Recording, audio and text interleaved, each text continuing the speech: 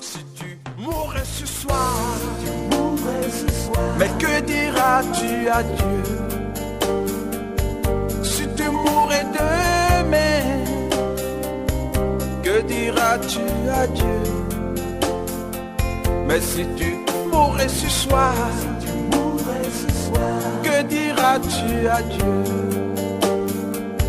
Si tu mourrais demain, que diras-tu à Dieu?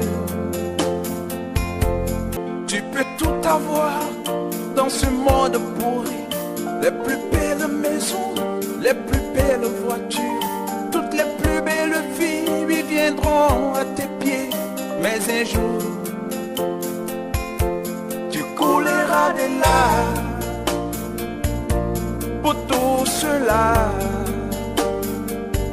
Tu vas couler de larmes, tu vas pleurer un jour.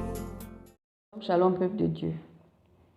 Je viens aujourd'hui vous transmettre la révélation du 8 août 2020.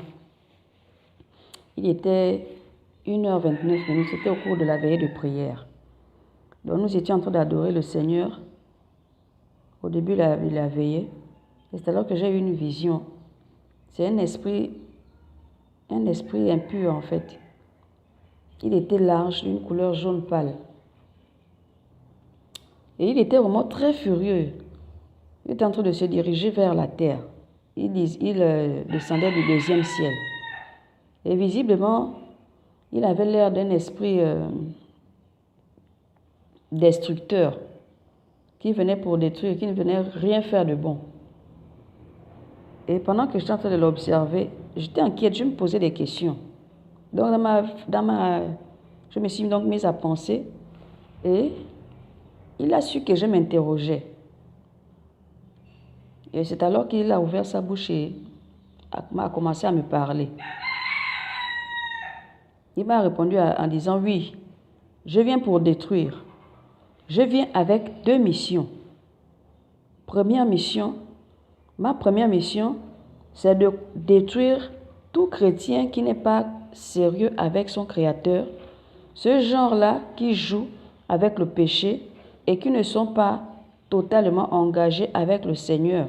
Ceux-là qui tâtonnent, qui sont dans la distraction. 2, c'est de détruire, c'est-à-dire ma deuxième mission, c'est de détruire tout païen qui foule la grâce du Seigneur aux pieds. Je suis sans pitié. Je suis venu ôter les vies. Je suis là pour tuer. Gare à vous, je n'épargnerai personne de tous ceux qui tombent en mon pouvoir. Tous ceux qui répondent à ces 2 critères sont déjà entre mes mains. Je fais de ce que je veux. Il y aura des morts en masse. Je vais tuer sans compter. Je vais raser les faux chrétiens et les païens qui endurcissent leur cœur. Et après que ce démon-là m'ait dit ça, le Seigneur a pris la parole et il m'a dit, « Pourquoi m'irritez-vous?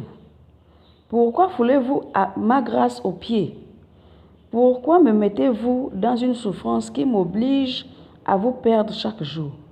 À chaque fois que je vous tends ma main, vous la repoussez sans aucun regret.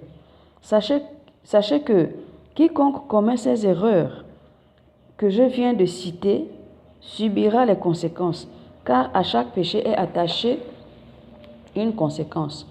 Vous me repoussez par les actes que vous posez. » Et après ça, le Seigneur m'a montré la situation chaotique du monde. C'était une étendue vaste, sombre, et il y avait du bruit qui quittait partout en fait. Il y avait toutes sortes de créatures qui se trouvent sur la terre. Il se trouve qu'en fait, sur terre, les vraies personnes en fait ne sont pas seules. C'est-à-dire la descendance d'Adam n'est pas seule. Il y a d'autres créatures qui sont aussi sous forme humaine, que nous pensons que ce sont des humains comme nous, en fait. Alors que ce sont des hybrides, spirituellement, ils n'ont pas d'âme. Ce sont des démons, des hybrides, en fait. Des mélanges entre des démons et des hommes. Ou alors, des mélanges, rien que des mélanges de démons, mais en apparence, qui ont l'apparence humaine.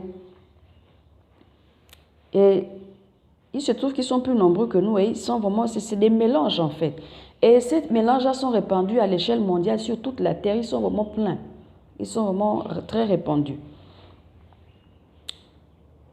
Et il se trouve que ces êtres-là se multiplient entre eux-mêmes. Et il y a aussi leur mélange et le mélange des hommes qui se multiplient aussi entre eux-mêmes. Et il y a aussi la descendance des hommes d'Adam elles-mêmes qui se multiplient aussi entre elles-mêmes. Ce sont ces races-là qui sont sur la terre. Et j'ai remarqué qu'il y a aussi beaucoup d'autres choses qui souillent le monde en fait et qui la rendent de plus en plus noire. Très noire au point où on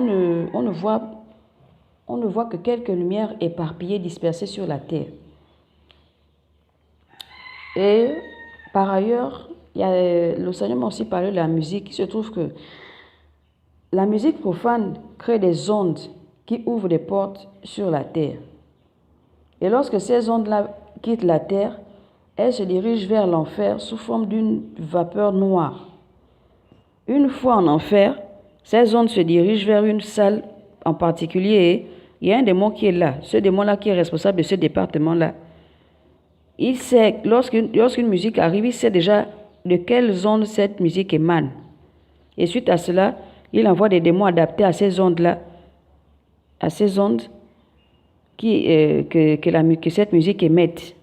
Et il y a la musique profane et la musique pseudo-chrétienne.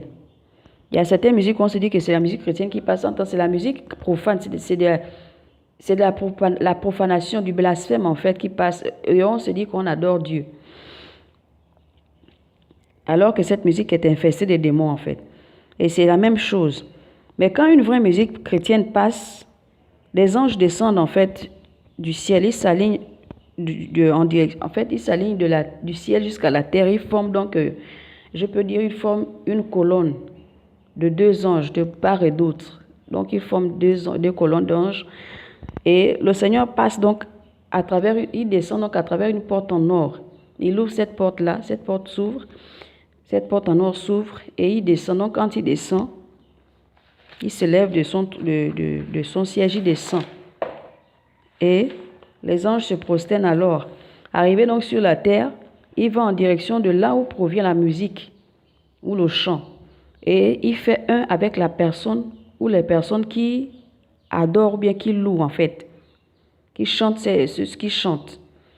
Et il y a une forte lumière qui émane de la personne et de plus en plus que la personne chante ou alors de plus en plus que ces personnes chantent, cette lumière-là brille en fait, elle brille de plus en plus.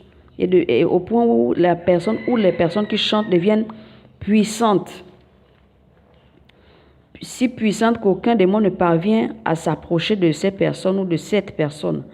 Et autour de la personne ou de l'enfant de Dieu qui est en train de chanter, il y a un cercle qui se crée et qui s'étend à plusieurs mètres. De telle sorte que les démons restent vraiment très éloignés et n'arrivent pas à aborder la personne. Mais ce que j'ai vu du côté de l'enfer, c'est que une partie, c'est qu'en fait, le démon responsable du département de la musique en enfer, la musique profane en enfer, reçoit les ondes négatives. Donc, il les dispatche, il dispatche ces ondes-là à plusieurs démons qui sont déjà prêts. Et ces démons-là font comment? Ils se hâtent de monter sur la terre pour venir entrer dans les corps des gens par les oreilles, à cause de ce qu'ils entendent, par les yeux, à cause de ce qu'ils regardent, par les pores du corps, parce que les pores sont aussi des portes d'entrée. Par rapport à quand tu transpires en dansant ces musiques-là. Donc, ils pénètrent donc par là aussi. Par la bouche, par rapport à ce que la personne chante. Par le nez aussi, quand tu es dans cette atmosphère-là, tu respires. Donc, ils rentrent aussi par là. Et tous ceux qui font du show business n'ont pas Christ. Ce sont ces démons-là qui passent par toutes les parties du corps pour rentrer, s'incarner dans les âmes en fait. Et c'est pourquoi tous les musiciens profanes et pseudo-religieux chantent à leur gloire et qu'ils commettent des abominations, parfois des choses inimaginables, vraiment très obscènes. Ils font des chorégraphies qui ne sont rien d'autre que les pas de danse que les démons font en enfer.